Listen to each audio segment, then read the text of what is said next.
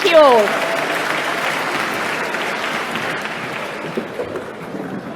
Thank you all so much for that amazing welcome. But I have to say, it's something that both Jeremy and the whole team have been getting across the country, and we are so grateful for that. Thank you all very much.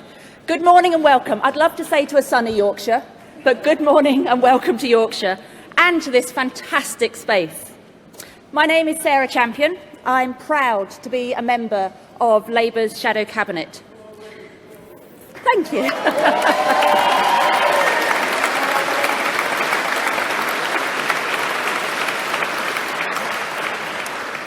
Firstly, I want to thank everyone from Bradford University involved in organising this event, and also thank you to all of you for coming.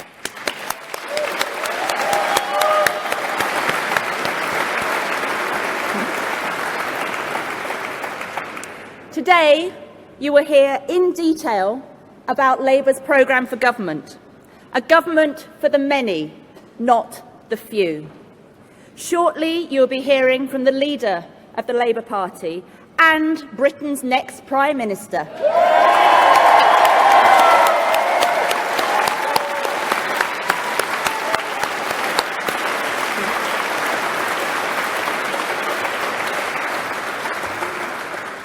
But first, I think it's only right that we hear from two local residents who are going to share with us their personal stories about why they need a Labour government elected on the 8th of June. So firstly, please give a warm welcome to Martin.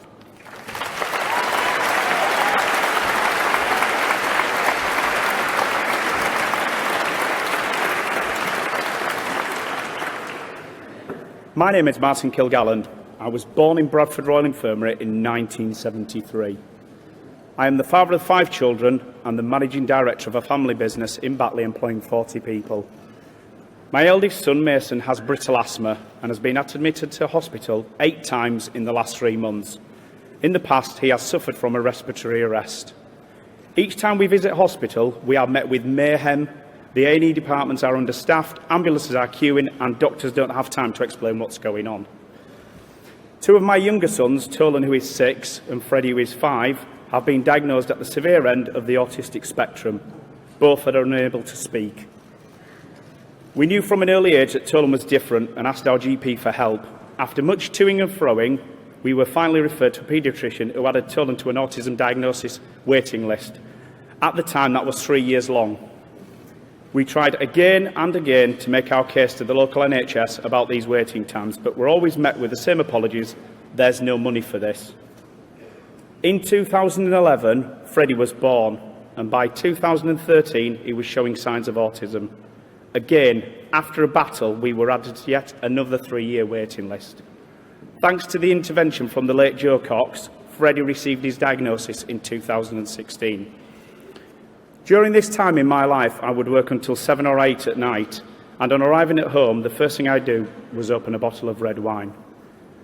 To a lot of people, a bottle of red wine every night isn't a lot, but I knew this wasn't for me, and I sought help from the local doctor. There was no support for this. I wasn't an alcoholic. One Sunday night in 2014, things finally got to me, and I took a walk on the hard shoulder of the M62. I don't know how I managed to get there, but the intended outcome was to end my own life. Fortunately, I didn't. With the help of some private intervention from a gent called Thomas Fitzsimons, I gave up drinking. I spoke at great length with my wife, and we realised we were both suffering from severe depression. We set up a support group for parents of autistic children in October 2014. This has now become a charity called the Whole Autism Family, and only last week received an award from the Duke of York. The charity was set up because we didn't want parents to go through the same issues we had with no support available. We are now in the process of moving Tolan and Freddie back to a special needs school. The local school they attend say they cannot meet their needs. We had a meeting with the special school last week and have been told they can't go there, that school's full. The team in charge of this at the council have informed us that the other special schools are all over numbers. We are currently paying towards one-to-one care to ensure both of our boys are kept safe while at school.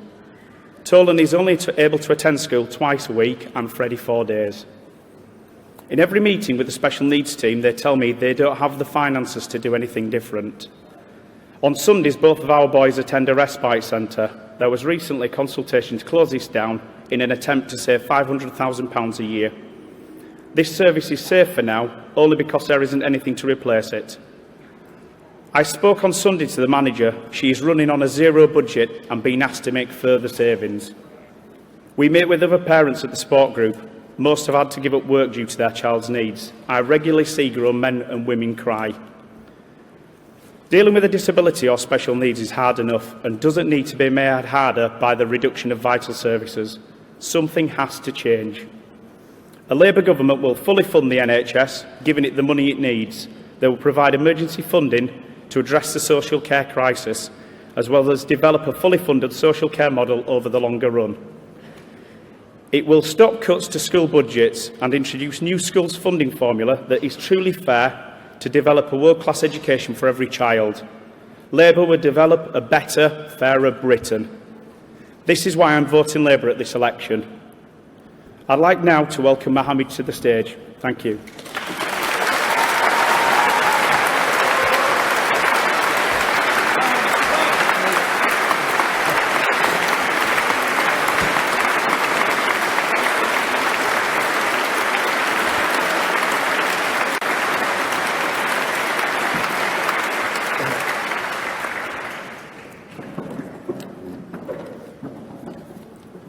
Comrades, sisters, brothers, colleagues, good morning, peace be with you all.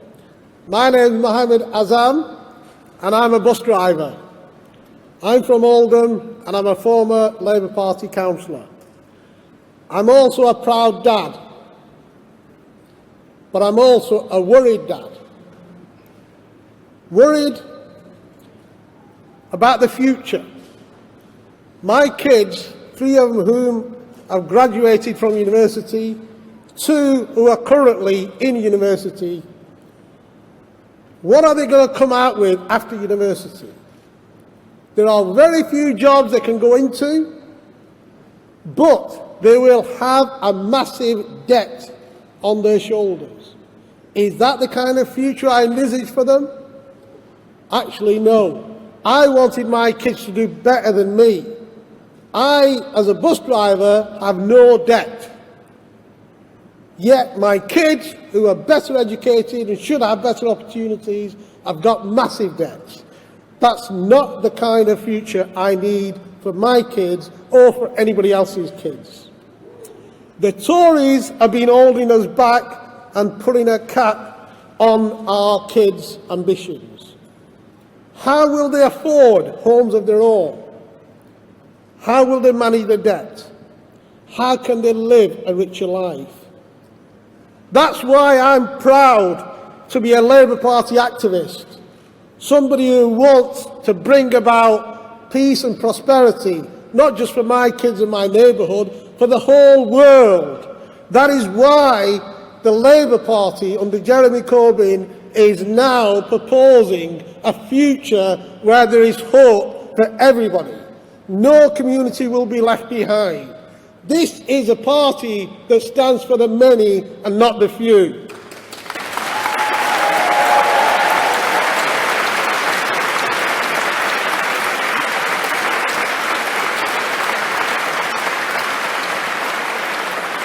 You will hear more details in a short while, but I can tell you, for me as a worker and my colleagues in the bus industry, the proposals that are already leaked out have been really enthusiastic for us.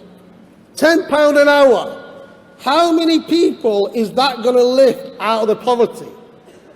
That's going to do a huge amount of favour for the communities that I live in. £10 an hour. Add to that extra 4 days bank holidays. Bank holidays for those people who want time off to spend with their families are needed, and we will be able to enjoy that. There are a whole host of other proposals that I'm sure, I don't want to take the thunder from people who will introduce them to you, but I think housing, work, security at work, dignity and a peaceful world is something that we all aspire to. And that is why I'm out up and down the country trying to help my colleagues from the Labour Party to get elected, so we can have on June the 8th a Labour Party government that serves the many and not the few.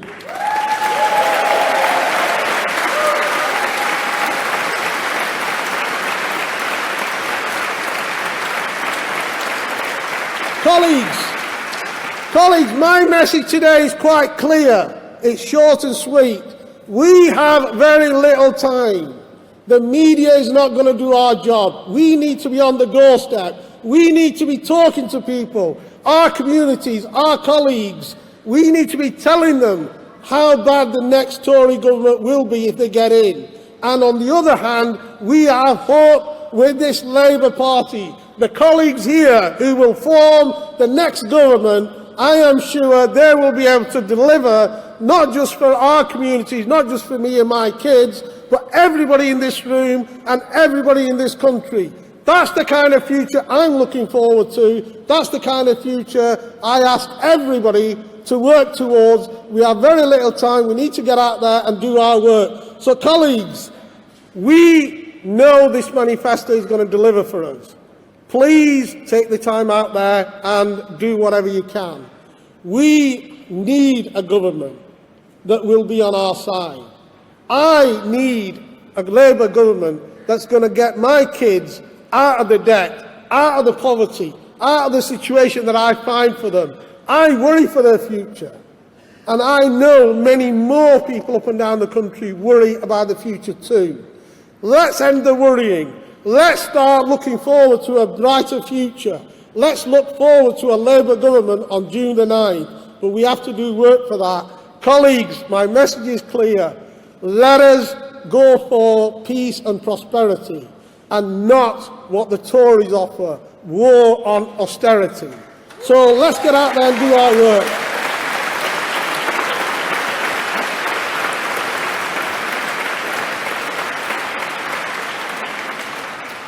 Thank you for giving me this opportunity and listening to me. And now can I invite Christine to say a few words. Christine.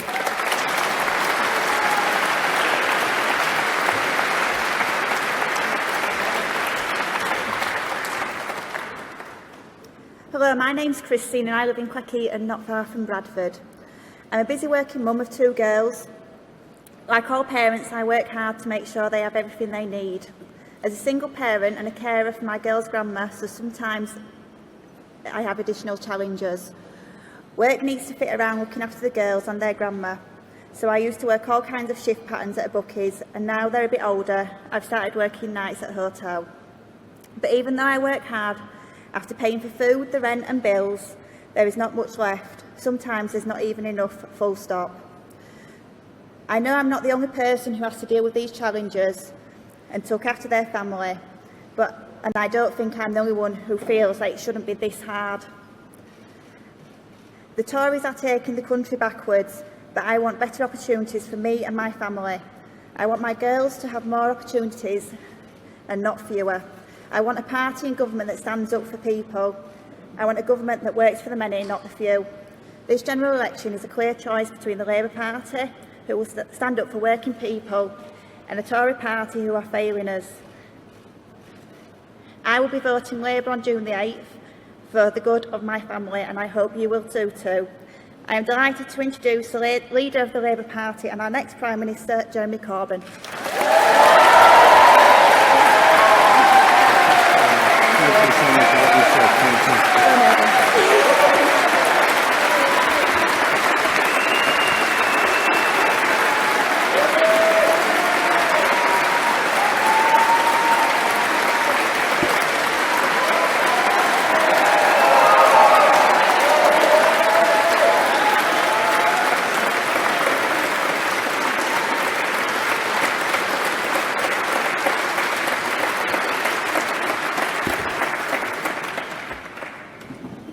Can I say, first of all, thank you so much to everyone for coming here today.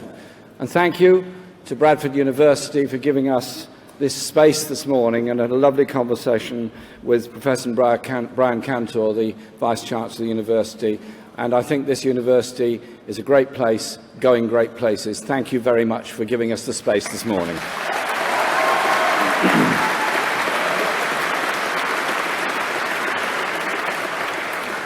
And thank you to everyone in Bradford and indeed all across Yorkshire over the campaigning over the last few days. What a fantastic welcome we've had. What fantastic support we've received. And so many people tell me so much about the hopes they have in our manifesto, in our plans, in all of us. We intend to deliver on those hopes and on these plans.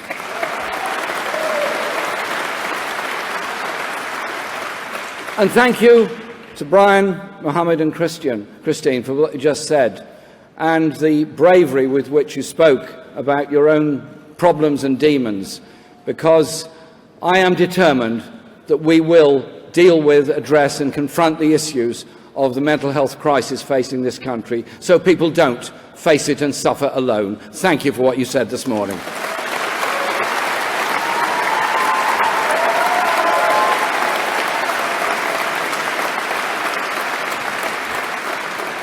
I also want to say a big thank you to all those that contributed to our manifesto, those in our teams in the Labour Party head office, in my team, that put such amazing amounts of work into producing a very good manifesto in a very short space of time.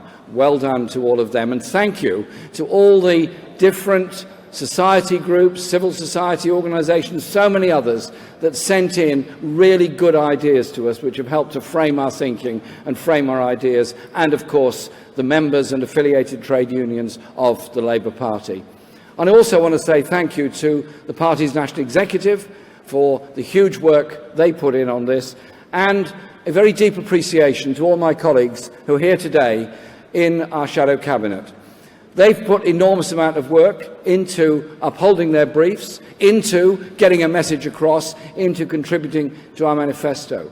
And if you look at our shadow cabinet, you see experience, you see diversity, you see age range, you see people whose life experience is rooted in real life experience, who will never forget that when they're holding great offices of state to deliver for the people that put them there. Thank you very much to all of my colleagues in the shadow cabinet.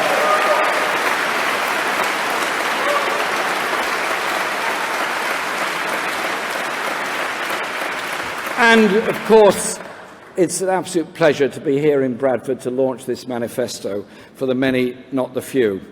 Because Bradford University had a chancellor for a long time, and a great chancellor he was. He was Harold Wilson, a former Labour Prime Minister.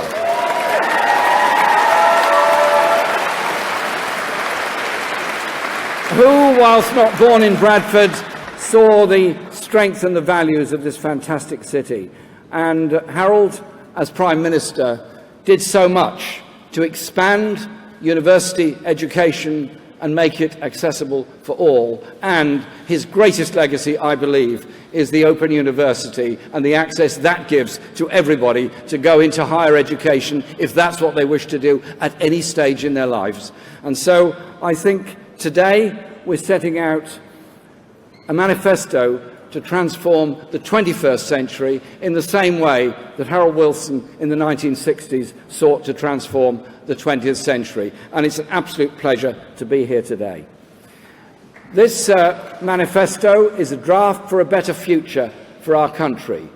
It's a blueprint of what Britain could be and a pledge of the difference a Labour government can and will make. Like thousands of other Labour Party members, I've been making the case to people across the country over the last few weeks. This is a manifesto for all generations. We're providing hope and genuine opportunity for everybody. I say to our children, whatever the postcode you were born in, we will make sure you have the same chance as every other child.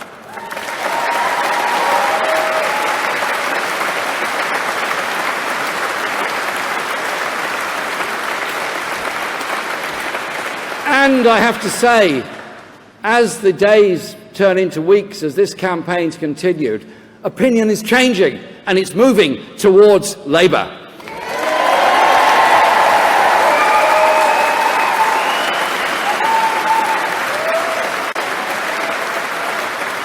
And actually, there is no secret as to the reason for that.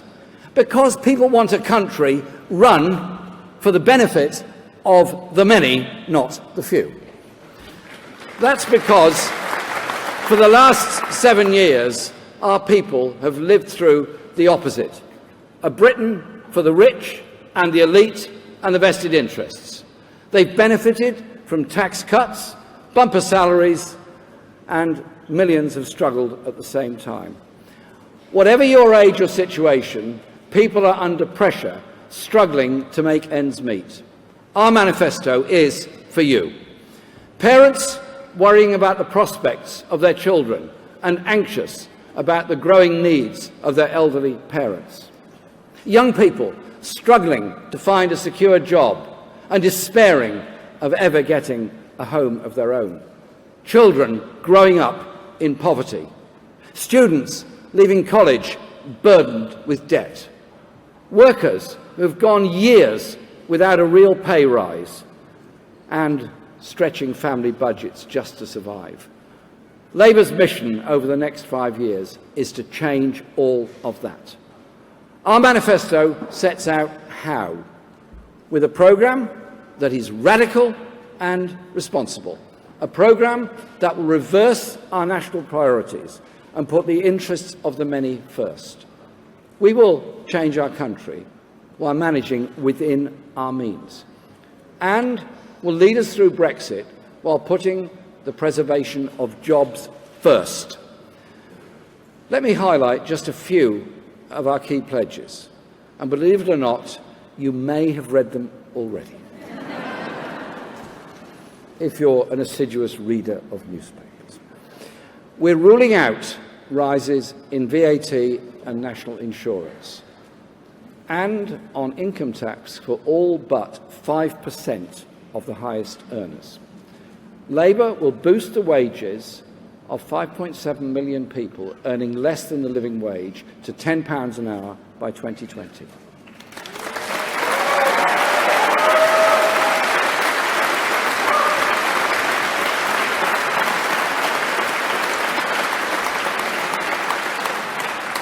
Labour will end the cuts in the National Health Service and deliver safe staffing levels and reduce waiting lists.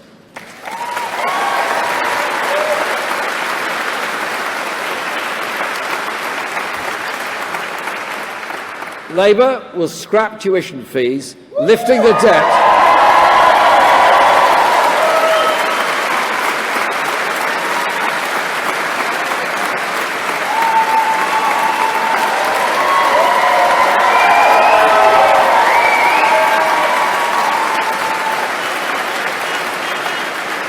And that will lift the debt cloud from hundreds of thousands of young people. Labour will move towards universal childcare, expanding free provision for 2-, 3- and 4-year-olds in the next Parliament. Labour is guaranteeing the triple lock to protect pensioners' incomes.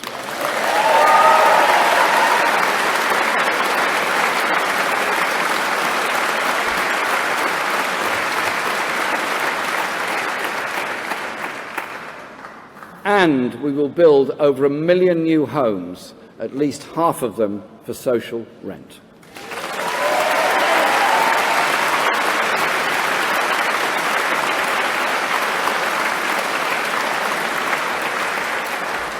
Labour makes no apology for offering new protections to people at work, including ending the scandal of 0-hours contracts.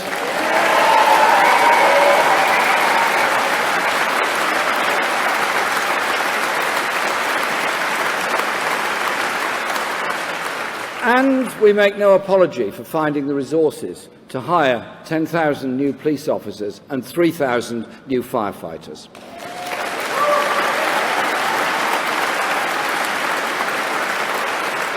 And we will do the smaller things that can make a real difference, like ending hospital car parking charges or introducing 4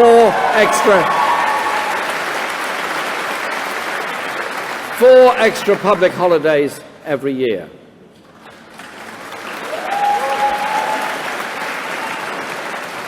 But we in the Labour Party recognise that dealing with and solving these problems requires a thriving economy, one that gets our economy working again and rises to the challenges of Brexit on jobs and investment. For 7 years, the Conservatives have been holding Britain back. Low investment, low wages, low growth. Labour will move Britain forward with ambitious plans to unlock this country's potential.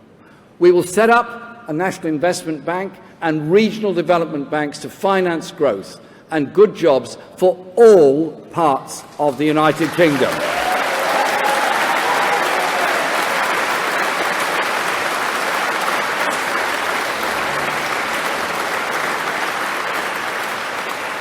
Through the funding of major capital projects.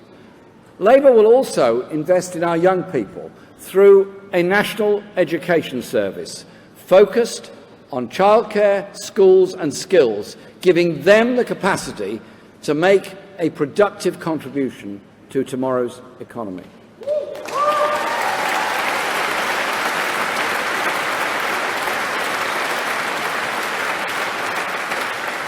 And Labour will take our railways back into public ownership and put passengers first.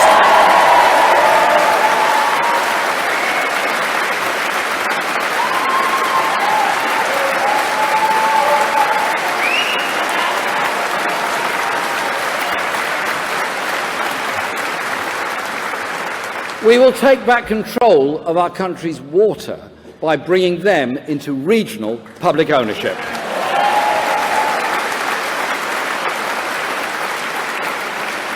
And we will take a public stake in the energy sector to keep fuel prices down and ensure a balanced and green energy policy for the future.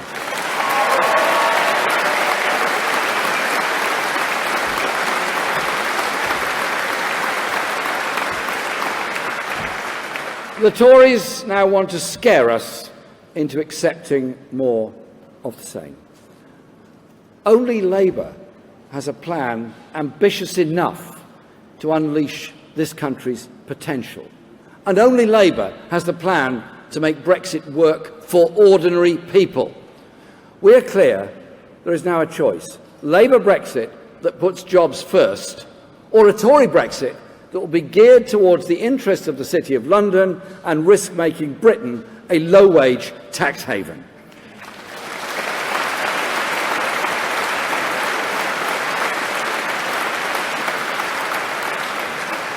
As we leave the EU, because that is what the people have voted for, only Labour will negotiate a deal that preserves jobs, access to the single market, and preserves rights and access, not plunge our country into a race to the bottom.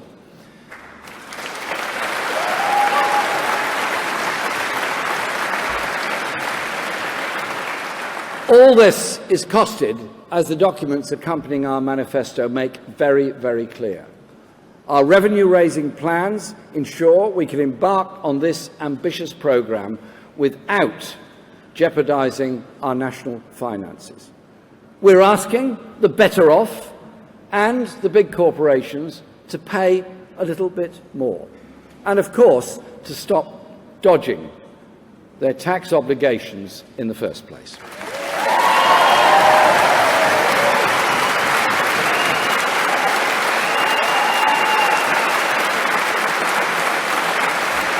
And in the longer term, we look to a faster rate of growth, driven by increased private and public investment to keep our accounts in shape. This is a programme of hope. The Tory campaign, by contrast, is built on one word: fear.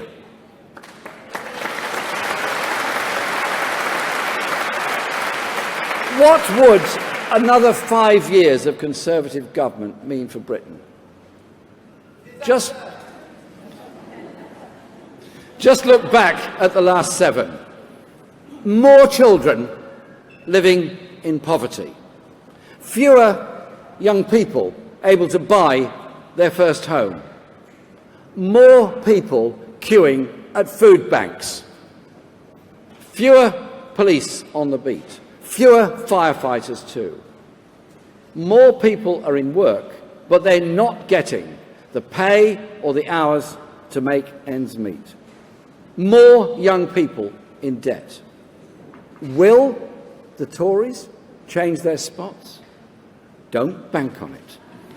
Their record says they won't. The Prime Minister will disagree, of course, so I say to her today, in the most polite and friendly way possible, come out of hiding and let's have a debate.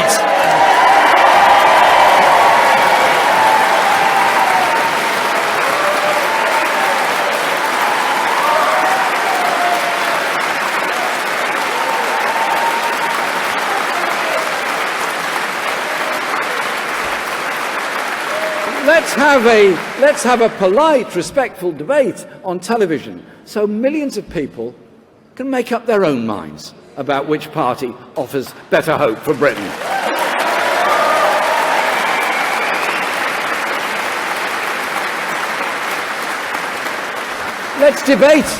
Let's debate our 2 manifestos. Have the discussion. I'm confident that once the people of this country get the chance to study the issues, look at the promises, they will decide that Britain has indeed been held back by the Conservative government. They have prevailed over the many for far too long. And that they will decide it's now time for Labour.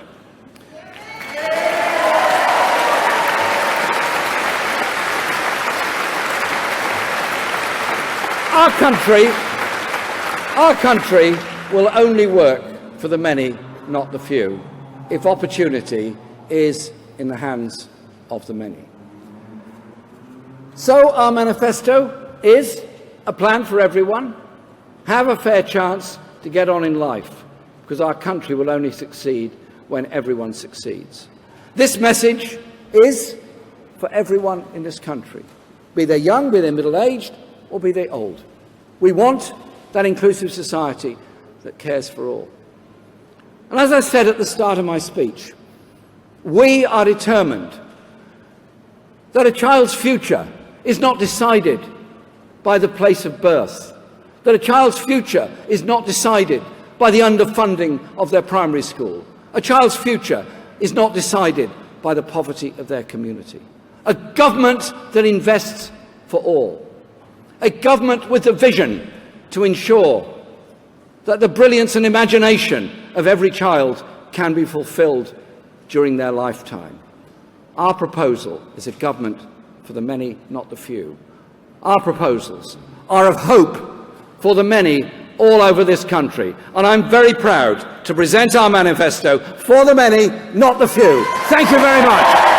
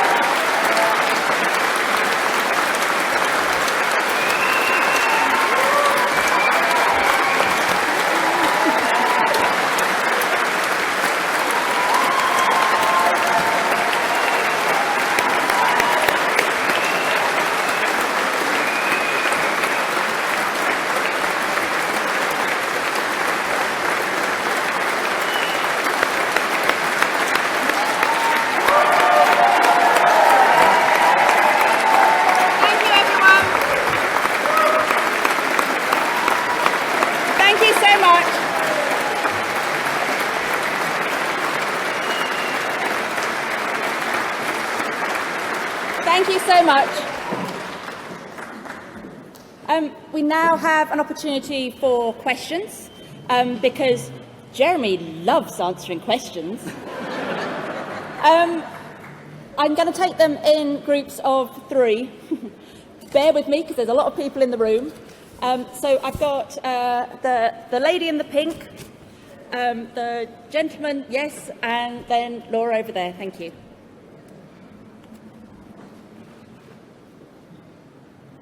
Manifesto is wonderful to hear. I've been waiting for 30 years to hear something like this that I could believe in and fight for. The question, though, is we have a huge issue in our area, which is fracking. We're delighted to see it in the manifesto, and we'd love to hear you say it as well. Thank you. Gentleman behind you, please. The gentleman with the tie. Thanks very much. Andy Bell, Channel 5 News. Mr Corbyn, I know you don't want to set a target for immigration. Right, sorry, that's more like it. Andy Bell, Channel 5 News.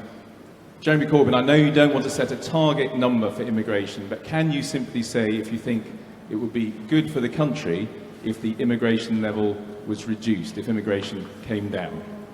And finally, Laura. No, please, be nice. please, let's have respect for everyone who wants to ask a question, including members of the media. By the way, I'm a member of the NUJ.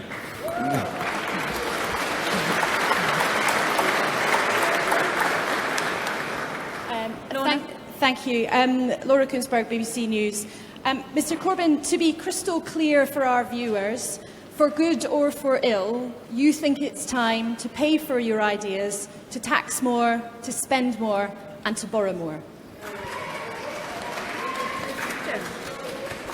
First of all, thank you very much. The manifesto is absolutely clear. We believe that fracking is very damaging to the environment, and therefore Barry Gardiner has made the statements on that, and I'm sure you understand and accept them and the way that Barry has put them. And I thank Barry for the work that he's done on it.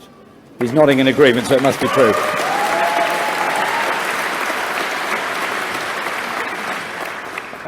On the issue of immigration, there is immigration from all parts of the world. Those that have migrated to this country have made an immense, enormous and fantastic contribution to our society. Without those that have...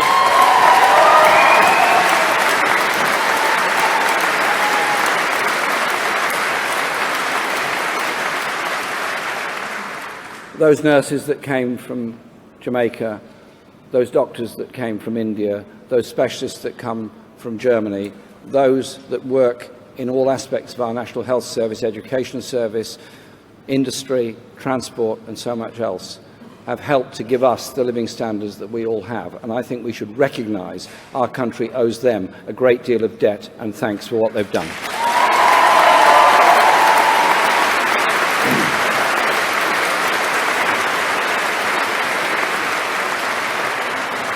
We've also made it clear that people should not be brought into this country to work in poor conditions, on low wages, deliberately to undercut people that are already here in work on agreed conditions.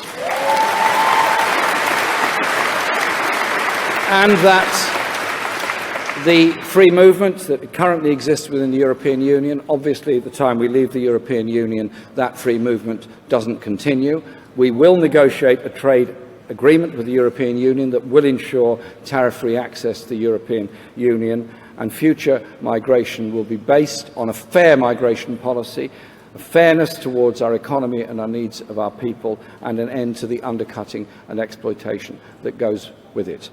And I believe that a Home Office led by Diane Abbott will be fair and decent and reasonable in the way that it runs it. But bear in mind, if there hadn't been people coming here to work in our NHS, all of us would be in far worse health than we are at the present time. Let's remember that.